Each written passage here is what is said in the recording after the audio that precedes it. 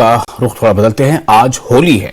होली की धूम पर हर तरफ धूम ही धूम देखी जा रही है। वहीं जम्मू में भी होली धूमधाम से मनाई जा रही है। लोग होली के रंगों में रंगे नजर आ रहे हैं। शहर चाहे कोई भी हो, माहौल एक जैसा ही नजर आ रहा है। रंग अबीर लोगों के चेहरे पर लगे हुए नजर आ रहे हैं। लोग अपनी रंजिशें भूलकर एक दूसरे को होली की मुबारकबाद दे रहे हैं। होली पर वज़ीर आज़म नरेंद्र मोदी के साथ साथ मरकजी वजीर और उधमपुर से बीजेपी के लोकसभा उम्मीदवार डॉक्टर जितेंद्र सिंह ने होली की मुबारकबाद दी है।